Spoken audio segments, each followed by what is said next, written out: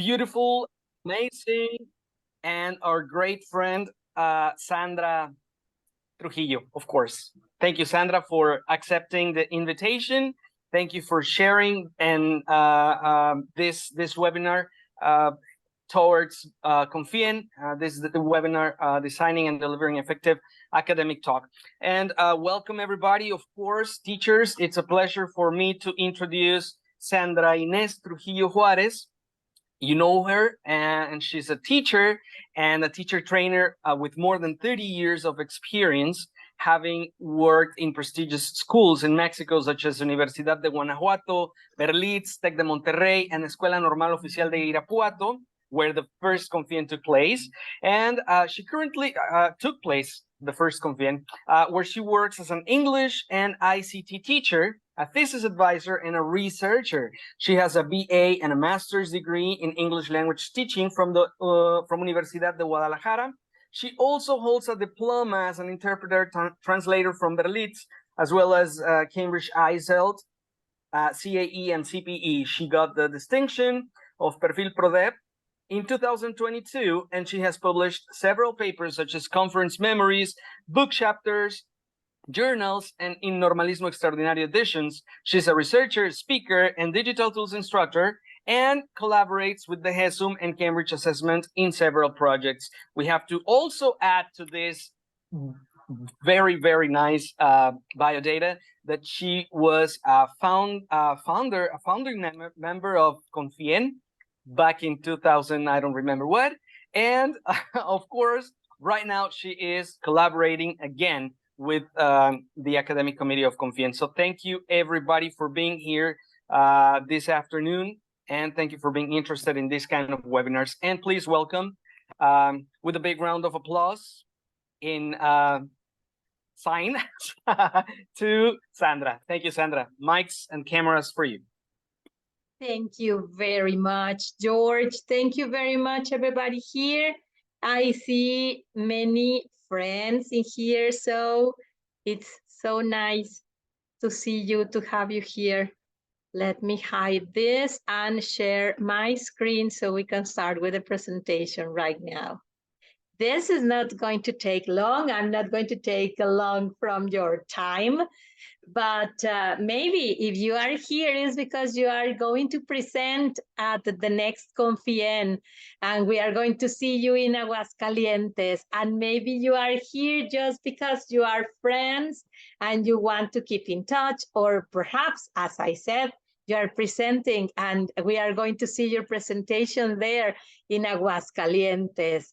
Thanks to the big effort of all the organizing committee, who have been very, very kind, inviting me to participate with this very small talk, and then as a collaborator again in Confien. I am going to be very happy also there in Aguascalientes. I am not going to present, I am going to enjoy the next Confien with you, and I am going to be watching you perform over there. So we are going to start with this presentation, and it's a step-by-step guide to design and deliver an effective academic talk. We have seen many academic talks of all kinds. Some of them are interesting because of the topic. Some of them are, I don't know, I mean, very effective because of the way they were delivered, the structure. Some of them were very rich because of the visuals and the slides. Some of them were maybe memorable because the way they made you feel and they engaged you and you can remember them. And some of the speakers can also be memorable as well. Some speakers are very good, and perhaps we believe that they are good because they are talented, they are gifted, they are very good for speaking. But what we don't know is how long they spent preparing their presentation, preparing and enhancing their materials, deciding what to take to their exposition, and which activities to do to interact with the audience, and how to make them feel special or in a determined way, or what to prepare, the way they transmitted and they communicated the speech. In this talk, we are going to cover some tips that are going to help you be very ready for your big moment. Your big moment at Confien is going to be small because conferences are like that. Unless you are a plenary speaker, you are going to have only like 15 or 20 minutes for presenting, maybe 20, and the questions, or maybe half an hour, or perhaps a workshop. I don't know what you're going to deliver there, but time flies. And we really need to know how to take advantage of this time that we have for presenting and the way to speak. I was speaking with Gerald before opening the room, and she asked me, "How are you?" And I told her, "I'm nervous. I am always nervous when I am going to speak, always. I mean, it's nothing like you get used to it. No, well, I don't know if you don't get nervous, congratulations. But me personally, I always get nervous every time that I'm going to perform in front of the audience.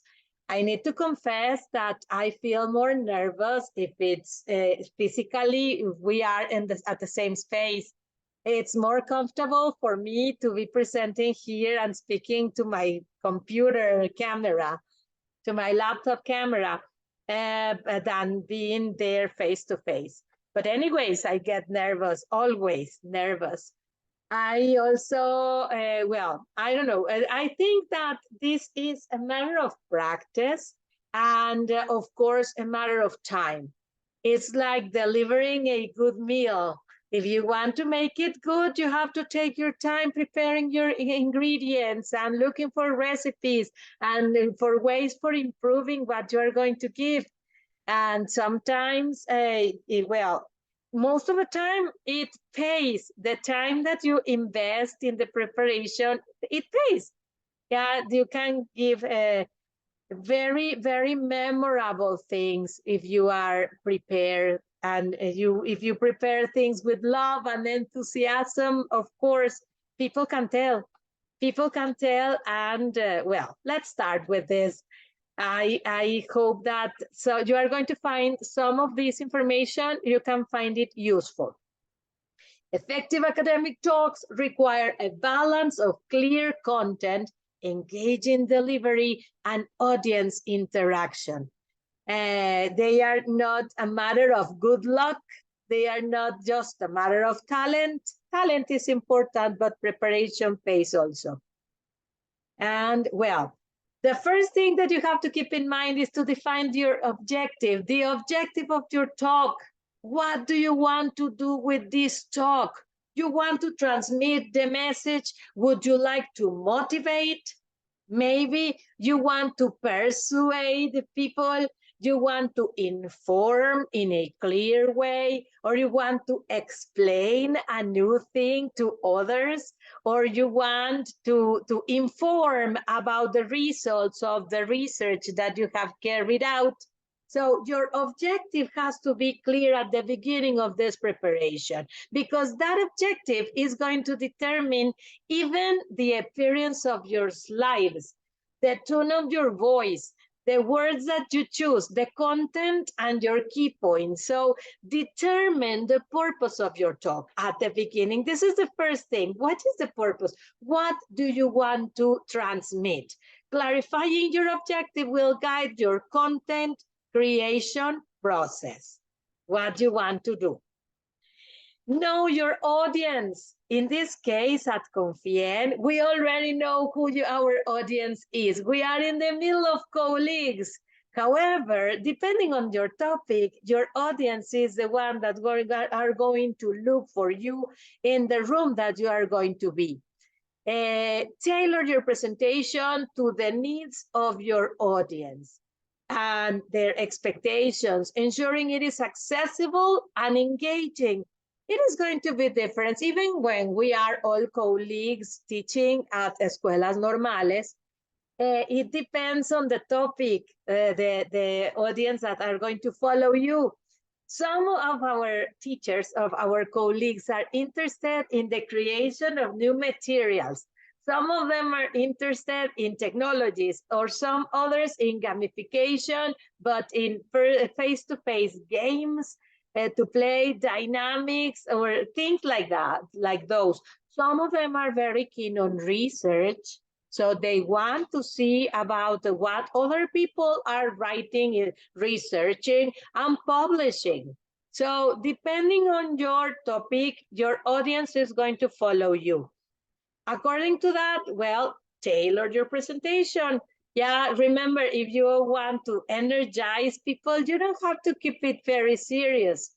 On the other hand, for example, if you are presenting your research report, maybe you need to be like serious, quick, and go to the point, because you need to take advantage of your time to cover all the ingredients of your research report. So it all depends on your topic too. Your audience is going to be as well. And well, structure your talk then, as we said, depending on your objective, depending on your audience and your audience needs and expectations, you're going to structure your talk in a very attractive way, in a very logical way, in a very dynamic way. It all depends on the content of your presentation. Yeah, but the organization of your content is essential, because you don't want to be like going forward and backward, or going around in circles. No, if you have a good organization, then your talk is going to have a very nice and coherent flow. We're going to talk about that later. Then at the beginning of your presentation, you craft a compelling introduction. A good talk, maybe at the beginning of your talk, you are very, very nervous. And if you begin with a captivating opening, you can grab your audience's attention. You can manage that with imagination, creativity, even you can Google for it. But try to memorize it. Memorize the first part, at least the first sentence, the opening of your presentation. If you memorize it, it doesn't matter that you are dying of nervousness, that you are like, oh my God, why did I send this topic? Now I don't want, ya no quiero. That happens to me. Sometimes I am like, oh no, ¿para qué mandé? But when you memorize the first part, at least the first sentence of your presentation, the way you are going to introduce yourself, the way you're going to say hello to people, when you manage to do that, you are not going to be nervous anymore. At least you know how to open, and you see people's reactions, and that is going to make you feel more confident. So your introduction is going to be perfect if you memorize it. That's a trick that I have learned from somebody, and it works. It works. I remember the first time that I presented in a conference, it was a CONICEN in Rosarito Beach, Baja California.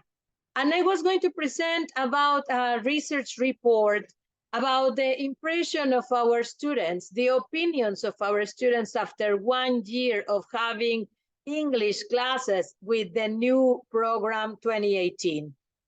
I really wanted to convince and persuade people who were enemies of English. People were there, I mean, teachers of many different subjects. And we were just starting. By that time, we were just starting. It was 2019 by then. I wanted to open my presentation with something memorable. And I remember that I took a bottle of chocolate. I have pieces of chocolate, these M&M minis and Milky Ways minis, yeah, the bites. And then I started giving, hey, I have chocolate for everybody. And they said, yoo-hoo. They had just announced me, and I was going to start, but then I took the chocolate bag, and then I passed by around the people, and I said, chocolate para ti, para ti no, para ti no, para ti tampoco, para ti sí, para ti también. And then I just wandered around the people giving chocolate to very few people. And most of the people I said, no, para ti no, para ti tampoco. And people were like, ¿qué onda? I came back to the front and I said, así es la enseñanza del inglés en México.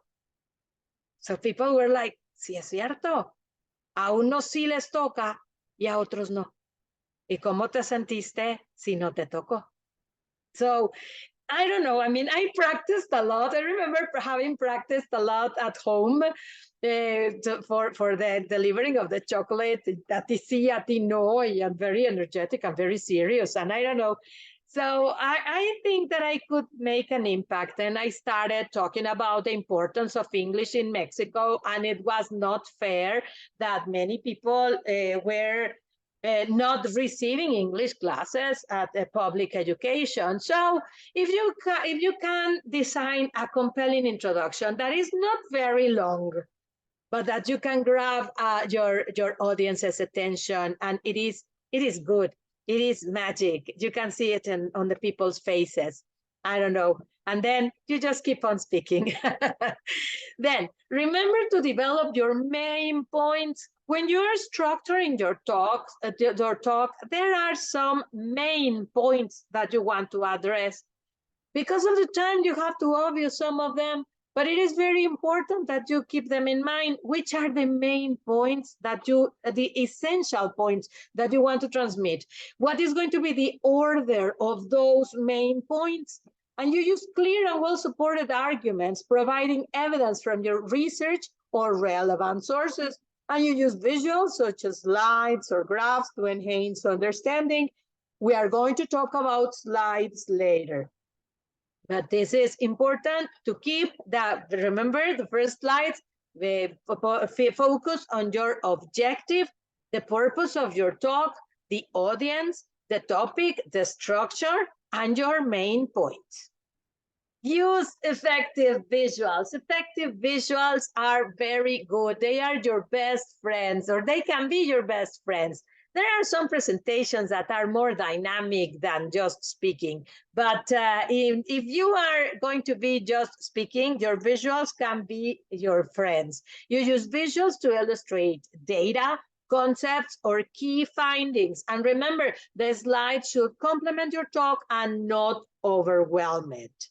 We are also going to talk about slides later. Engage the audience, encourage questions, facilitate discussions, or include brief activities that allow participants to reflect on the topic. Perhaps if your presentation is only 15 or 20 minutes, don't do this. Don't do lots of questions. Don't try to interact a lot. If you have a workshop, you have more time, depending on the time that you have. But if you have time for popping up a couple of questions, could be good. Or brief activities, interaction, it could be very good, depending on the purpose of your talk. But people like to participate, but don't abuse of that. There's something that I hate from some presenters that they have long time, and they say, platícale al de al lado, ponte con el de al lado de ti, que ni conoces, y te dicen, no, pues dile qué opinas tú de esto y lo otro y aquello. Y están con el reloj. And they give you like 10 minutes. And you say, no way, no, it's not possible that we are doing this. I don't know. I don't really like those kinds of interactions. But depending on the topic, right? Or depending on the interaction, if this is a very well-guided interaction, it changes, okay? Yeah, with a purpose and not only chit-chatting. Yep. And if you have the time.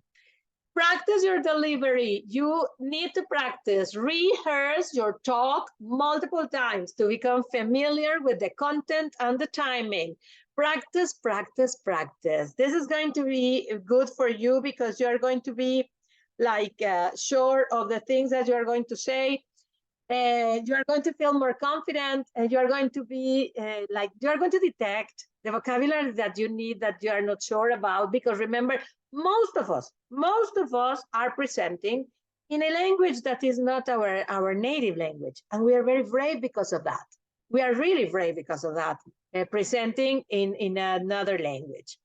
And if you practice, then you are going to be like more confident about the vocabulary that you need, the pronunciation of the words. Maybe when you rehearse, you can hesitate and you can look for the words. You can structure your sentences. You can rephrase your ideas. And no, it sounds better like this or like that, or I am going to change this slide of position. I am going to put it before or later, or I don't know. So as you practice, you can also improve your presentation and you're going to be more familiar with everything for the big day. So practice, take your time for practicing. Time management is very important as well. Be mindful of the allocated time for your talk and practice delivering your presentation within the time limit. Practice with a clock.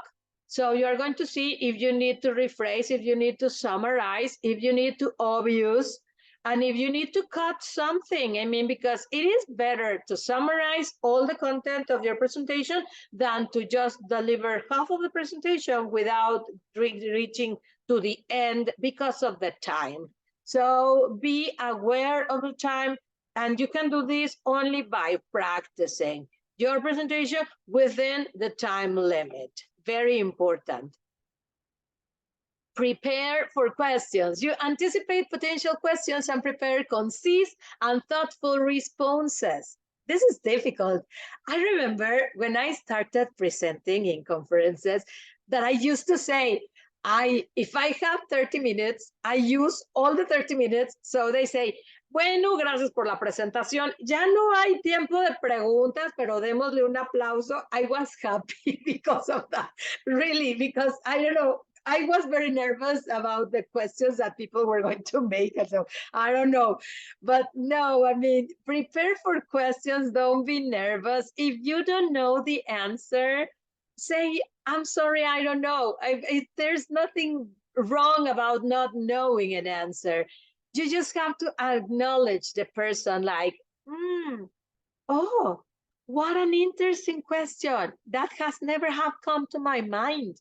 Interesting. I don't know what to say to that, but what I can say is, and you say something related. This is something that we commonly recommend to our students for their thesis defense. That when they are going to present their exam, they are very nervous because of the questions that they are going to be receiving. And we always say that if you don't know the answer, just say, oh, what a good question. I don't know what to say. But what I can say is this and this and this. So you answer something related. or honestly, you say, oh, I don't know. Another very important, another very good thing to do that you can do in a difficult moment is involve the audience. Perhaps you don't know, but there is going to be somebody who knows because we are all colleagues and it is going to be interesting for all of us. If I don't know, maybe somebody knows. And well, let's share about that if time allows it. It becomes more interesting in that way. I don't know who can help us here. And then somebody's going to raise a hand. And then we are going to be like having a more enriching discussion. This is good. So involve the audience and it's going to be good for everyone. It's time for sharing. Deliver with confidence. How do we get that? We can deliver with confidence when we arrive early. Yeah, we take our time to investigate the location, the transportation that we're going to use to reach the location, the things that we are going to need in advance one night before. If we are ready, we are going to be less nervous and we are going to be more prepared for everything.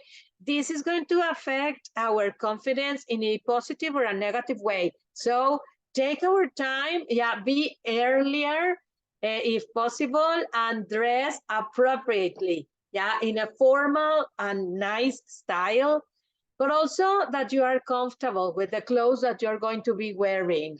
Sometimes we want to be like, oh my God, very fancy. And we don't know what to do with the shoes in the case of the high heels of the ladies. Or perhaps we are really hot and we are sweating and this is very uncomfortable. So try to prepare your nice outfit, but that it is also comfortable for you. And ensure that you have all the necessary materials. You speak clearly, don't speak like running, like very fast. Maintain eye contact with the audience. This is going to be making you feel better and more confident every time you look to people. And sometimes people are smiling at you, sending you like very positive vibes. Or sometimes you can catch people like nodding like this, and oh, that feels like great. And sometimes you feel, once I remember in my first Mextisol, it was in Vallarta, where I met Jorge and the committee there. I was giving my talk and I was really nervous, really nervous. But everything was going okay, but I was like very nervous. And I remember that there was one lady in the back, and her face was like this. All the time, her faces were like this, like frowning with her eyes like this. And I was like, oh my God. Well, I tried to avoid her then because of her faces. At the end of the talk, it was a very big surprise to me that she was the first person who came to the front and asked me for a photograph with me. Así de, no, amé tu presentación, me encantó, me puedo tomar una foto contigo. I was like, in serio? She really intimidated me with her frowning and her eyes and her expressions, and she wanted a picture with me because she loved my presentation. So, well, don't let people's expressions like cheat you, yeah, because you feel like bad, like rejection. Maybe they are not, they are just concentrated and they just make gestures, okay? So, but try to keep eye contact with the audience is nice, and then project confidence in your delivery. If you practice, it's going to be an advantage. Then you know how to move, how to speak, etc. So it's good. Then after your presentation, it is important that you take some time to reflect and seek for some feedback. If you ask your friends are going to tell you, no, que salió increíble, padrísimo, no, te amé, me encantó. And perhaps you're not going to believe in them, like, ay, pues they are my friends, they are not going to, le dijeron lo mismo al otro y el otro, pues no estuvo tan bueno, no, o sea, no sé, I don't know.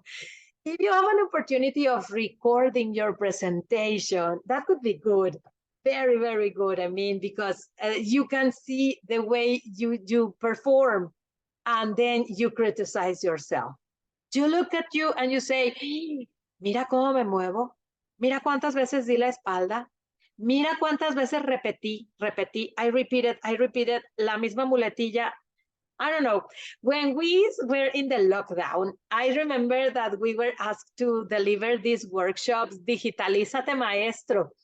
And the GESUM used to live stream them in YouTube. So at the end of the day, well, at the end of the workshop, I used to have a very abundant lunch and then watch the video. And when I watched the video, I discovered many things that I was doing like this. I was always with the chair like this, always with the face like, I don't know, and the hair and the nose. I was doing this many times. So watching the videos, or if you are presenting like face-to-face, if you can record yourself or ask a friend to record with a phone, then you can criticize yourself. You can see the way you stand up. You can improve everything, every single detail. Oh, I think that dress was incredible. Oh, or no, next time I'm going to choose a different outfit. Or, oh, next time I'm going to be more careful with my hair. Next time I'm going to be, I don't know. I mean, there are many things that you can find that you can improve in your presentation. Or surprisingly, that has happened to me also. Sometimes that I say, ay, no, estaba nerviosa, no, lo hice, hijo, pero qué bueno que ya se acabó. And when I watched the video, I discovered that, ay, pues ni lo hice tan mal. No, pues hasta eso que ni se me notaba que estaba nerviosa, mira, no. So, I don't know, there are many things that we believe or that we don't see when we are performing. Watching yourself in a video, it's perfect to improve. A very good opportunity to criticize yourself and to make some improvements. You take some time to reflect on your performance and identify areas of improvement, and you ask for feedback from trusted colleagues, okay? They are the ones who are your friends, but good colleagues are going to be good with you, and they are going to let you know if it was not very clear, if your material was not very nice, or some of your areas of opportunity. Then we are going to talk about the way that you can structure your talk. We said that previously, that structure is very important. Structuring your talk is crucial for organizing your content and delivering it in a coherent and logical manner in the allocated time. Yeah, very important. Keeping the purpose, the objective, the audience, and the time for the presentation. We structure. We begin by the introduction, as we said. You grab the audience attention with a compelling opening, an anecdote, or a question. You can also ask for an intriguing or rhetoric question. You clearly state the objective or purpose of your talk. This is another possibility. There are some people who design the first slide with some bullet points, including, like in this presentation, we're going to cover this, and this. This is another idea. You can provide the background information on the topic to establish context and relevance. You can preview the main points or outline of your presentation. So this is what can be done in the introduction. It doesn't mean that you have to cover all this. No, you can choose the way you open your presentation. If you are going to present a research report, you have to mention something about the literature review or the theoretical framework. Of course, you have to be very brief, but you present an overview of the relevant literature or theoretical framework that informs your research or topic. You summarize the key theories, concepts, or previous studies that are important for understanding your work, and you highlight any gaps or controversies in the existing knowledge or areas where your research contributes. Then you have to explain your research methodology. You mention in the research methodology, you mention your study design or approach, the approach if it is quantitative, qualitative, or mixed approach, the data collection methods, the analytical techniques, the sample, the data sources, and any ethical considerations of your study. And you discuss the rationale behind your chosen methodology and how it aligns with your research objectives. This is in case of a research report. Then you go to the results of your findings. You present your key findings or results in a concise and organized manner. Use visual aids such as graphs, charts, or tables to enhance the clarity and facilitate understanding. You clearly explain the implications or significance of your findings and how they address your research objectives. Then we have the discussion is the analysis, the interpretation of the results in the context of your research question or hypothesis. And you compare and contrast your findings with the previous studies or theoretical frameworks. Address any limitations of potential sources of bias in your research. Here you can also talk about the complications that you have and discuss the broader implications of your findings, how they contribute to the field. This is in the discussion. Remember, the discussion is always after the results. Then you close with the conclusion. In the conclusion, you always summarize the main points of your presentation, you restate your research objectives, and highlight the key findings. The objective of my research was this, and I didn't find this. I found that blah, blah, blah. And for the next research, I'm going to do that. Emphasize the significance and implications of your work and provide recommendations for future research or potential applications of your findings. This is in case you are presenting a research report.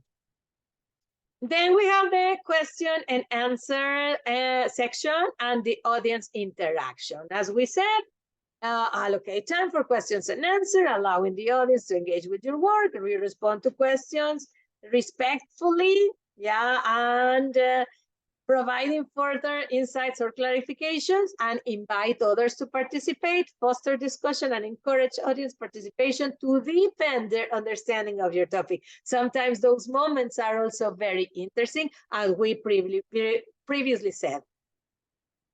For the closing, then you conclude your talk with a memory closing statement that reinforces your main message. Sometimes we have the last slide before the thank you is a quote or a reflection. And then it's good. It's always a good way for closing. You thank the audience for their attention and participation. You provide any additional resources, references, or contact information if applicable. Some of you put some QR codes. QR codes are excellent if you really want to share your presentation. This presentation, I'm going to share it with you. I didn't say that at the beginning, I'm sorry, but I am going to share the link to this full presentation in case you want to check it later, if you find it useful. So I'm going to share it with you, and I didn't say. But at the end of your presentation, if you include a QR code that people can scan, they're going to thank it a lot because of that. It's good. It's also always a good idea. Or some links to valuable places that you recommend. Remember to adapt this structure to your specific topic, time constraints, and the requirements of the event or conference.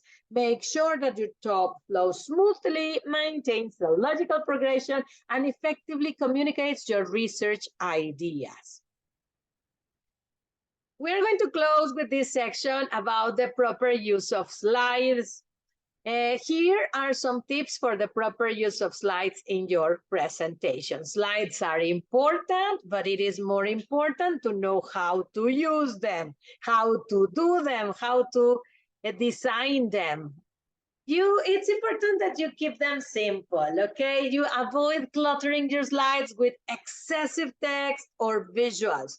You use a clean and uncluttered design that allows the audience to focus on the key points and use bullet points or concise phrases instead of full sentences. It's also a good recommendation.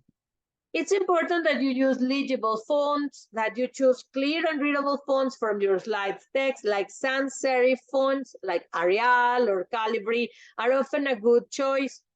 Some of them, sometimes we choose some like very, very colorful fonts, but sometimes we get lost. Our audience is not going to read them easily.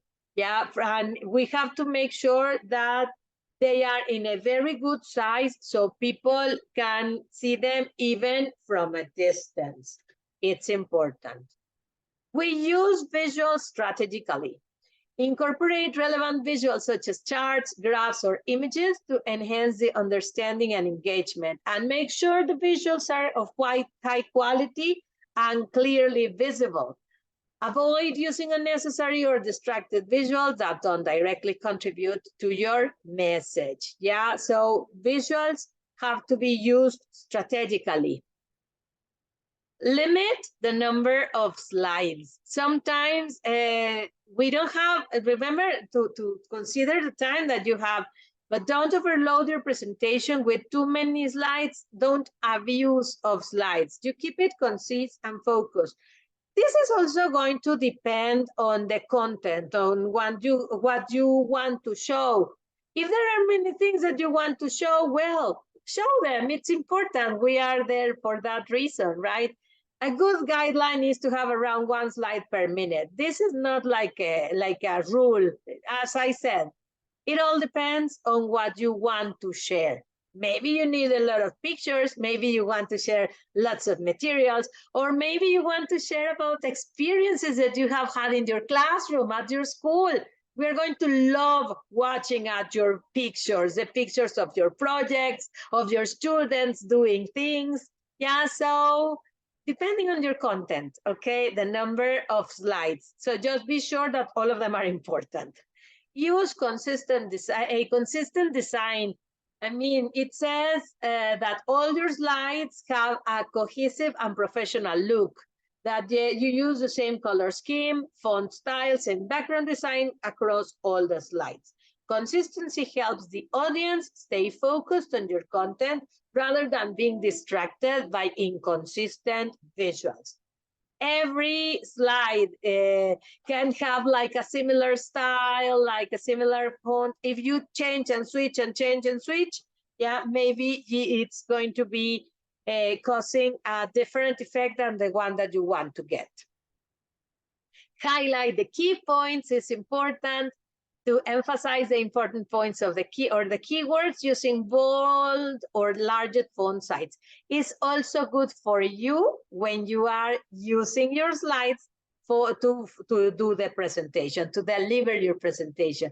This helps the audience quickly grasp the main ideas and the key takeaways. This one, use animations and transitions sparingly. This is that example, right? This gets distraction. We know that some animations are very nice and we get excited because of that and movement, but I don't know. Well, animations, transitions can add visual interest. Just you have to use them judiciously.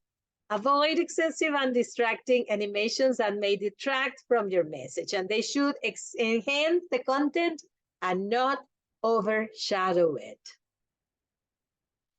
Use slides as visual aids. So they are visual aids. So they reinforce your spoken words and provide visual cues for the audience, but they are to support. Their purpose is to support your talk and not to replace your talk. That it's important to keep it in mind. And well, this is the last slide that I have. And it's important. It's important that you have a backup plan. Sometimes technology plays against us.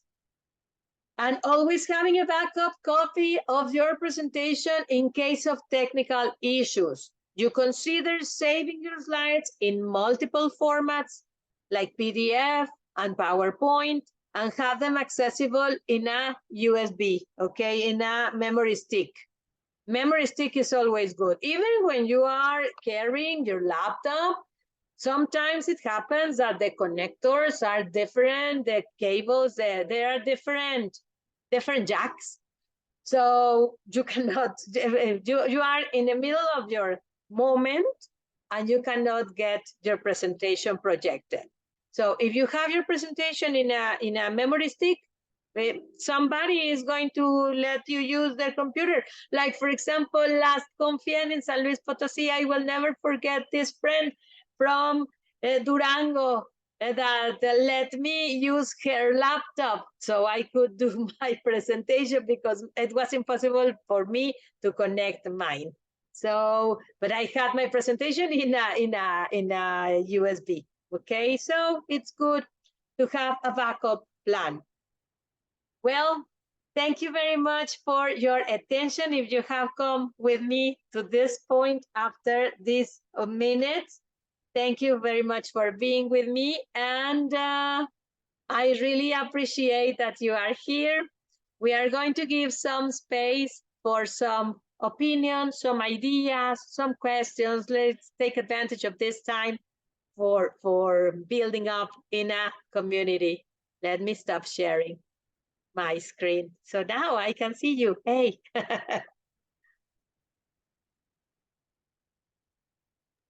There's Thank you very much, Sandra.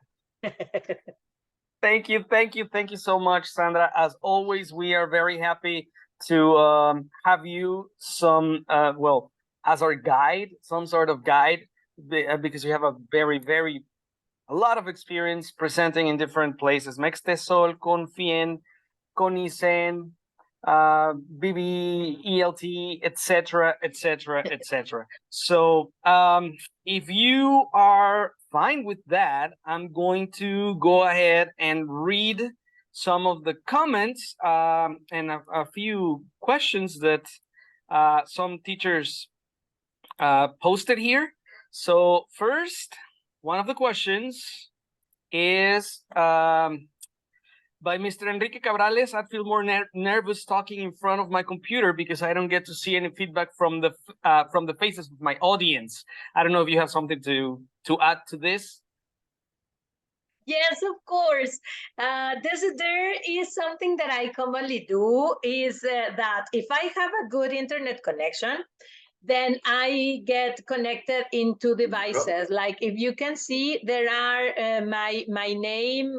Well, now here it says M&S Language School under my image, but there's another one that says Sandra Trujillo, and it's because I have my tablet with me, so I can monitor the way the presentation is going and the faces, people's faces. I can see them through there also. So this is something that helps me keep track of what I am doing. But yeah, in this case, you would feel more nervous. No, in my case, no. In my case, I feel more nervous if I am face to face. I don't know. But anyways, I always feel nervous. That's right. Thank you very much for the feedback. And yep, of course, we went through this during the pandemic lots of times. And I think we only have two more comments. And both are similar. RMTZS says, would there be a recording available? Where? Thanks. Saludos, Jorge Pereco. Thank you. Saludos. Yep, we'll have a recording, and I think we will upload it. Yeah, we'll work on that. We'll upload it to Confien Facebook. Yeah. Confien, I think we also have a YouTube channel, which we haven't used much, but we will upload it there, and probably Sandra will also upload it to her channel in her personal channel in YouTube. Yeah, that's right. Well, just one more comment, which I couldn't. Well, it was the very last comment, and I didn't copy it in a nice presentation. But it says, "Will you share the slides? I'm also in a school meeting. Couldn't take notes from all the slides here." And that's Fernando Osorio. Oh, let me copy the link and deliver it here in the chat. Thank you. Yeah, that would be useful for all of us and all those who didn't get this link. There you go. Okay, so it's already there. Yeah, the presentation is there. Thank you very much. I don't know if anyone wants to open their mics and cameras and you know, comment or ask something directly. This is the moment. If not, I think we're very helpful, says Alejandro. Patrick says, I don't know. What was that? Anyone else? Yeah, hearts. Yeah, thank you so much. Well, I think that would be it right now. Thank you very much again, Sandra, for this exceptional webinar as always. And well, besides being a great academic, a great teacher, a great presenter, a great speaker, a great plenarist, a great panelist also in the previous Confien. You are a role model, academically speaking, and we love you so much. And I personally, you know, more than all the appreciation I have for you as an academic, well, we have a very close relationship as almost brotherhood, sisterhood, brother and sister, and it's really nice to always be here and always present you and always hear something from you and learn a lot from you. Thank you very much. Thank you, everyone. And well, just a quick reminder, we'll see you at Confien. We're very happy to be there again. Viva Aguascalientes! Thank you so much. Sandra, anything else you want to add? I just wanna really thank everyone who's here. I feel like really happy in the middle of very good friends. Thank you very much for coming today, for being here. I'm really looking forward to seeing you in Aguascalientes. And Jorge, thank you very much for the invitation. And thank you very much also for your words. I almost cry. I almost cried. Thank you. Thank you very much. And well, I hope that you found some of the ideas useful, and see you at Confien. Just a quick activity for everybody before you leave. Can you raise your hands or put your hands up or react with your hands if this is going to be your first time speaking at Confien? If this is going to be your first time at Confien, presenting at Confien. Let's see how many. All right, here we have 2, 3. Another one over there who raised a hand. 4, 5. Wow, yeah. So we have some first timers, which is really good, and that makes this webinar even more effective and more directed. And we're very glad on behalf of the academic committee, thank you everyone for attending this presentation, and thank you Sandra again for accepting the invitation to deliver this academic talk, this webinar this time. Thank you everybody. Thank Goodbye. you. See you at Goodbye. Confien. Bye. Love you. Take care. See you in Thank you. Aguascalientes. Bye-bye. Frances, Bye, goodbye. Sandy. Thank you for Jorge. being Bye, here. bye-bye. Everyone. Hope to see you in Bye. person. Thank you. Love you. Bye-bye. Thank you. Thank you so much. Bye. Bye. Bye-bye, Mara. Goodbye. Bye, Katia. Bye-bye.